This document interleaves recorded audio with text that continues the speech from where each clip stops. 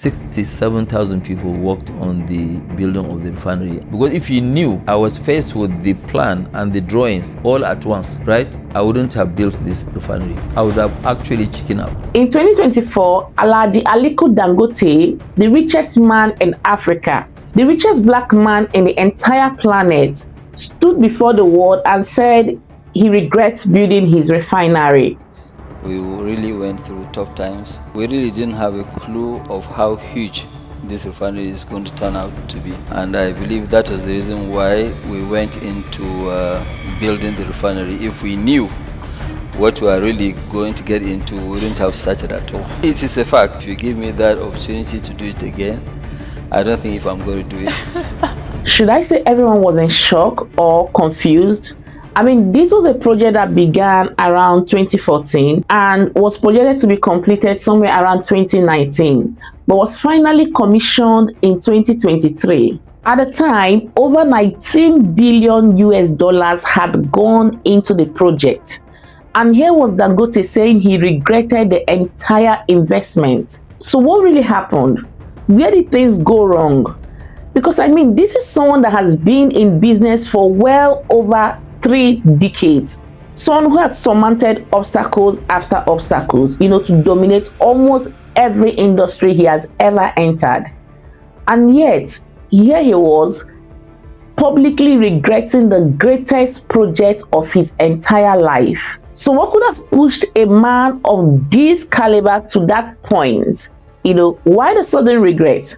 Barely a year after the refinery was commissioned.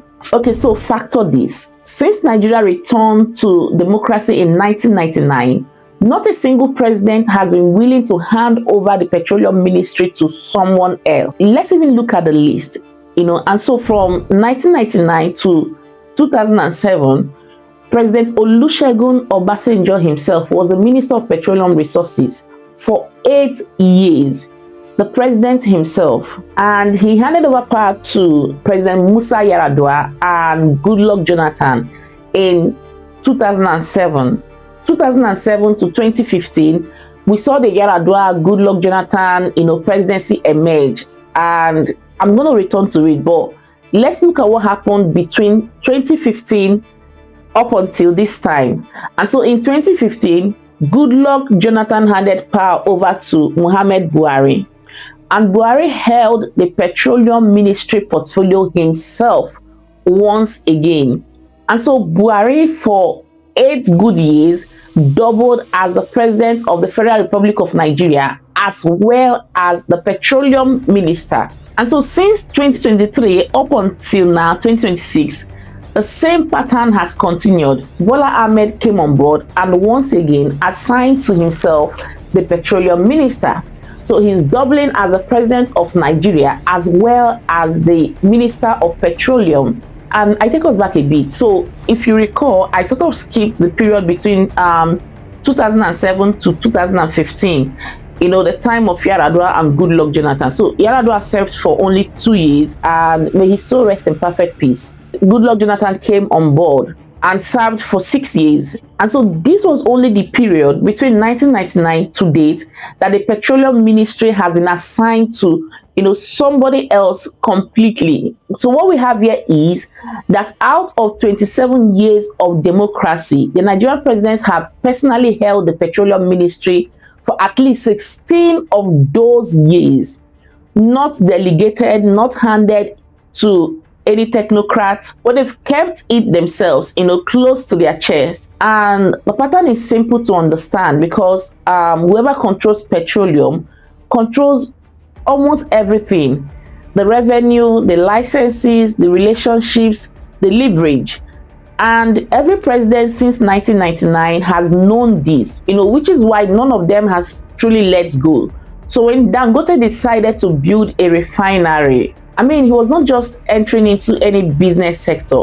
He was walking into the most closely guided room in Nigerian governance. And so in July 2024, the Chief Executive Officer of the Nigerian Midstream and Downstream Petroleum Regulatory Authority, the NMDPRA, a man named Farouk Ahmed. He made a stunning claim, and he said that the Dangote refinery was not even fully completed and was not licensed. He said it was only 45% complete, not 100%, as the public had been told.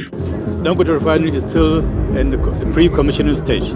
It has not been licensed yet. We haven't licensed them yet. They are still in pre-commissioning. I think they're about 45% completion rather.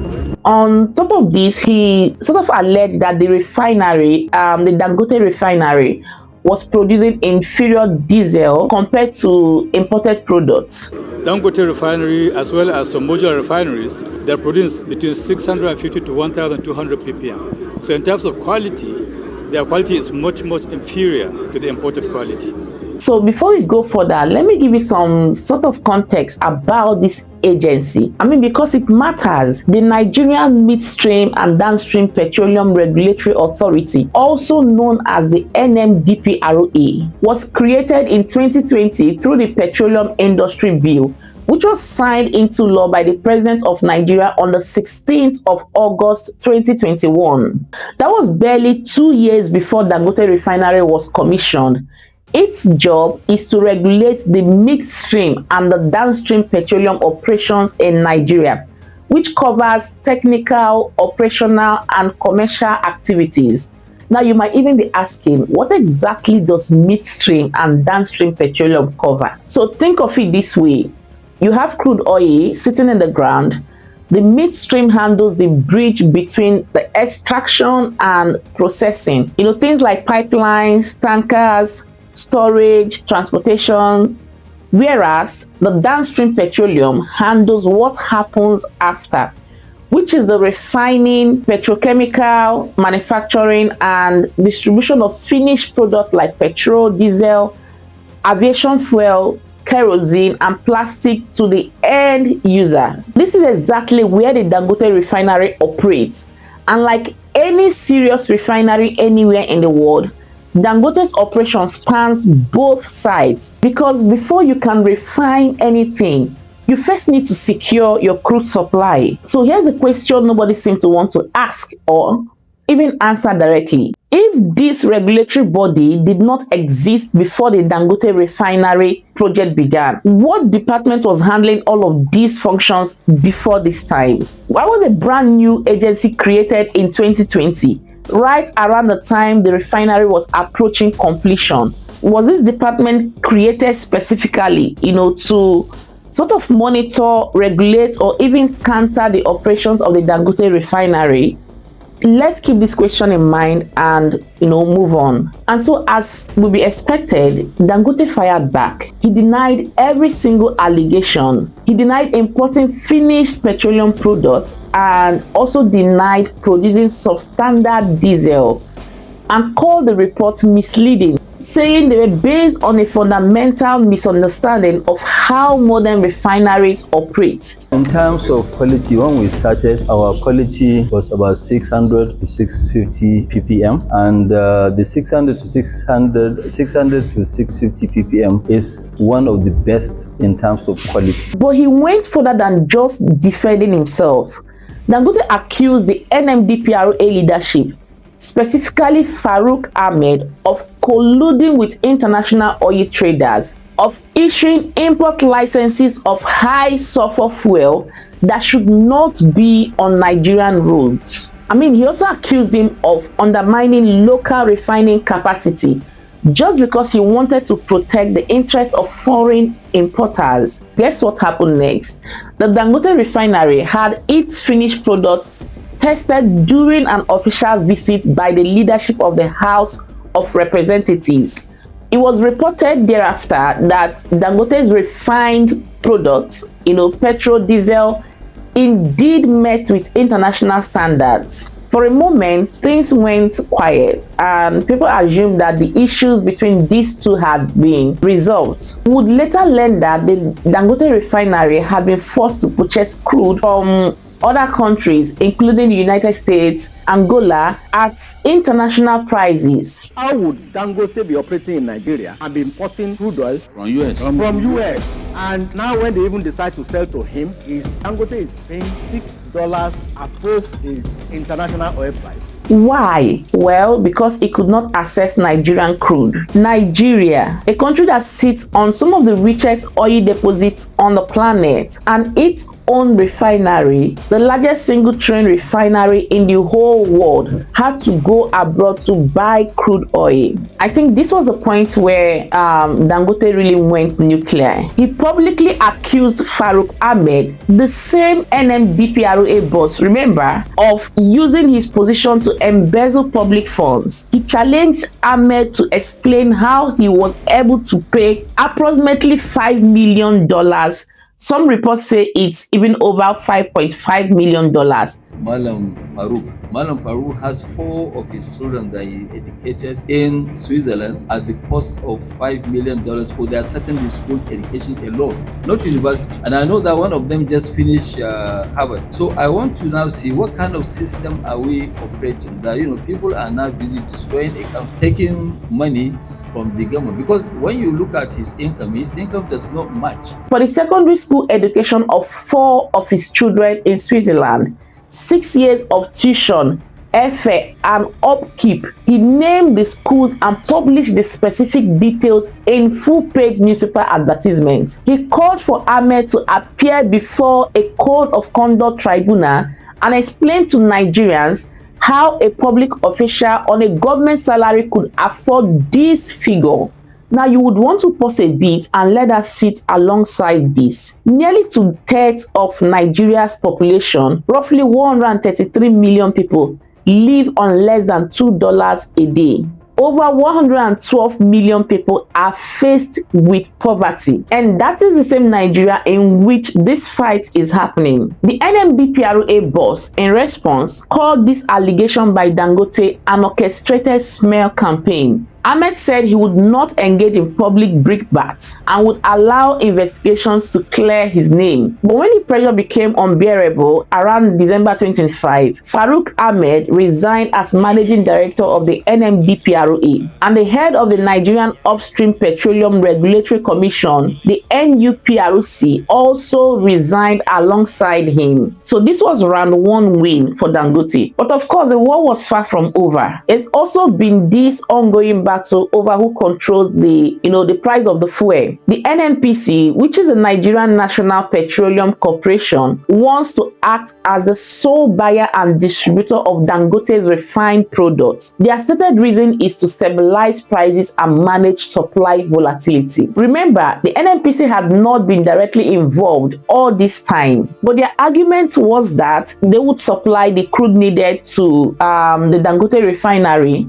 Anyways, in exchange, the NNPC wanted control over distribution and pricing of the final products. Dangote refused, and he has publicly insisted that fuel can and should be sold to Nigerians at significantly lower prices than what the NNPC is currently charging. So here you have the Nigerian largest private investor telling the government, your product is overpriced and I can do better. And the government, through its own corporation, saying, yes, but we control the market. And so this fight alone could form a video of its own. But the point is simple.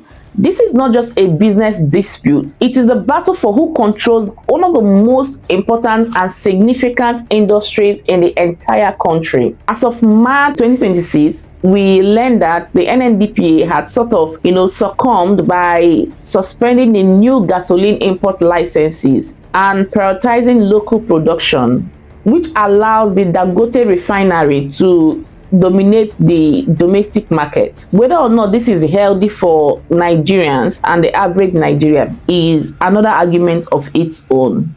And just a month later, remember this was happening in March this year, reports emerged that the World Bank had advised Nigeria to reinstate fuel import licenses. citing the need to stabilize supply and break what it called perceived monopoly. 2 steps forward and 1 step backward. That has been the pattern. And I'm guessing that this was what informed Dangote's statement of regret. But he's fighting the very government of the country where he built his empire in. But interestingly, this is not the first time that Aliko Dangote has been in a fight like this. In the early 2000s, Nigeria was importing most of its cement. The industry was dominated by importers. Dangote looked at this setup and saw what he always sees: a system built by an artificial scarcity, protected by a cartel. And so what did he do? It is publicly reported, including in his own Wikipedia profile, that Dangote invested around 200 million naira in Obasanjo's presidential re-election campaign.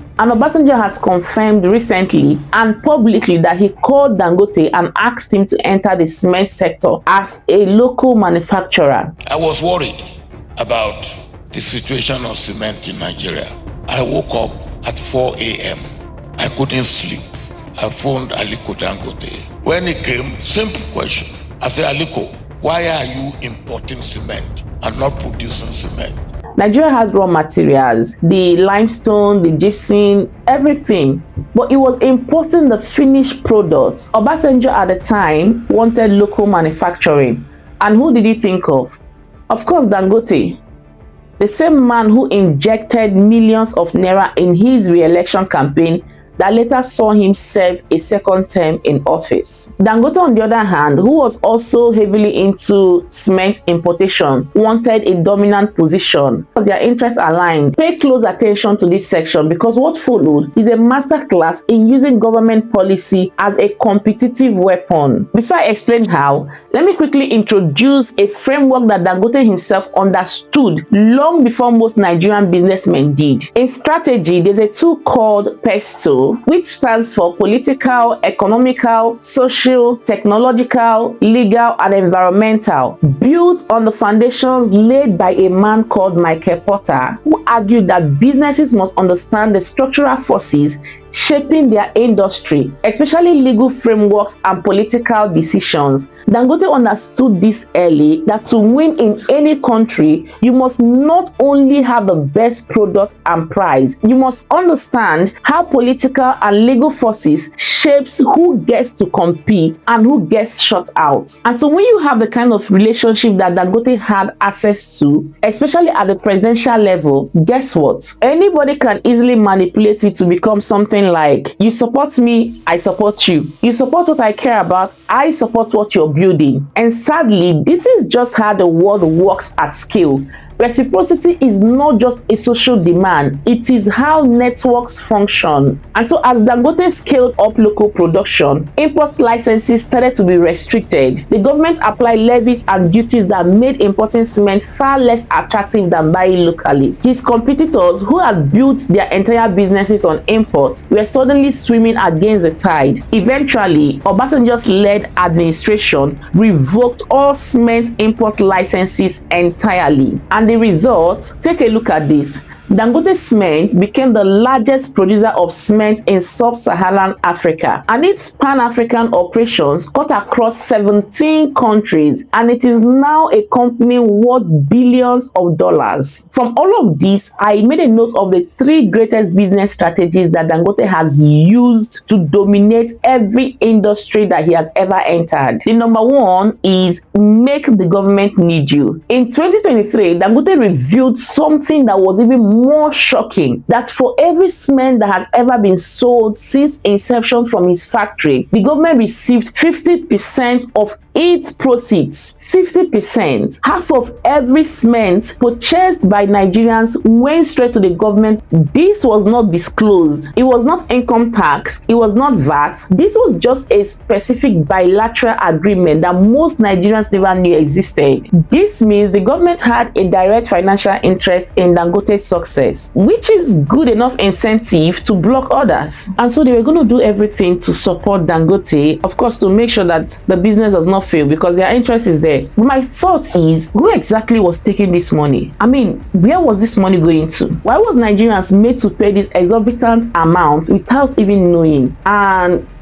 would this be classified as a tax? Because many Nigerians think, oh, we don't pay tax all of these years. Nigerians don't pay tax and all of that. Nigerians virtually providing everything ourselves. So why should we pay tax? Not knowing that indirectly they have been paying tax, and not just on this product, but on many other products, because I remember sometime, I think it was around 2008, maybe 2007, 2008, when President Olusegun Obasanjo left power, and it sort of leaked. For every time Nigerians recharge their phone with any amount whatsoever, that President Olusegun Obasanjo was receiving 1 naira from each of those top-ups. All I'm beginning to understand and even establish here is that Nigerians have been paying tax long ago, and they are still paying tax, and they will continue to be paying tax. The second business strategy that has been consistently employed by Dangote himself is the use of vertical integration. And so what does this mean? A vertical integration is a strategic move where a company takes control of multiple stages of its supply chain, from raw materials to final distribution, placing external suppliers or retailers within house operations. This approach aims to reduce costs, especially supply security, increase efficiency, and gain better quality control. So Dangote doesn't just enter industries. He controls everything from production to logistics to distribution. The refinery is designed to produce petrol, diesel, kerosene, aviation fuel, and petrochemicals, the entire value chain under one roof. This removes the choke points that cartels depend on. And the third strategy that Dangote has recently introduced into his business mix is fighting in public, using the media as a tool. In cement, Dangote fought quietly through lobbying, legal maneuvers, and private relationships. But in oil, he has changed his approach entirely. From press briefings to public accusations, the full-page newspaper advertisements naming schools in Switzerland, the "I regret building this refinery" statements held around the world. These are not emotional outbursts, they are deliberate weapons. And here's the thing, when you're fighting a cartel that operates in darkness, dragging that fight into daylight is a strategy in itself. Every time Dangote speaks publicly about crude being withheld, he makes it harder for NNPC to keep withholding it without a public explanation. He's making this fight impossible to ignore. Amongst investors, among international development partners, among Nigerian citizens who are asking why fuel is still expensive when they have a refinery. And so there's an old principle that whoever controls the narrative controls the outcome. The oil cartel has operated for decades because it operates in darkness. Nobody sees the import licenses being issued. The damage to Nigerian consumers is visible, but the source of that damage remains hidden. And Dangote is forcing it into the light. The cement war was won because the government found it more useful financially and politically to support Dangote than to oppose him. The oil war will be won the same way, by making it more expensive to keep the cartel alive than to let the refinery run. But here's my honest question for you, because I genuinely want to know what you think. Do you think Dangote can really break the oil cartel in Nigeria, or is oil different? Is this a one fight that even the richest black man in the world cannot win? Drop your answers in the comments and I'll be reading every single one. If this video gave you anything to think about, like it, share it, and subscribe to the MVN Hub. Share to someone who needs to understand what is really happening with the Nigerian oil. See you on my next one.